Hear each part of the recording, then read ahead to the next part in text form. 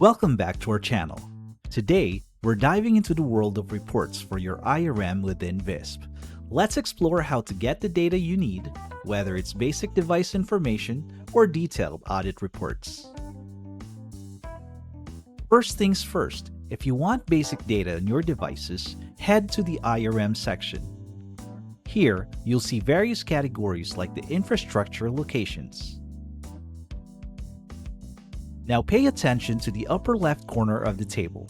You'll notice a hamburger menu icon or 3 horizontal lines. Click on that and you'll unlock options to add more columns, or more importantly, export the list to a CSV file. This works for any section in list view.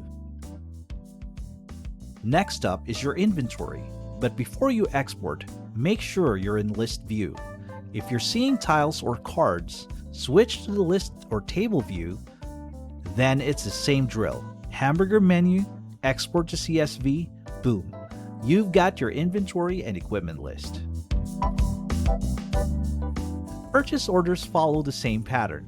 Hamburger menu, export to CSV, easy peasy. Now for the real reporting power.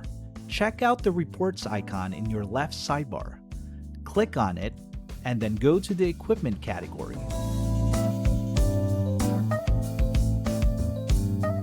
Here's where the magic happens.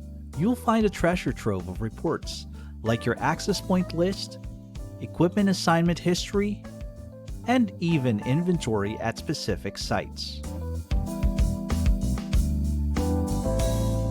These reports are a lifesaver for audits. They give you critical details like pricing, location, and more, so you can create a comprehensive audit of your inventory.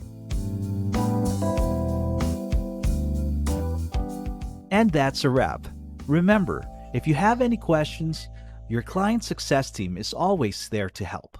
If you found this video helpful, give it a thumbs up, subscribe to our channel, and hit that notification bell so you never miss an update.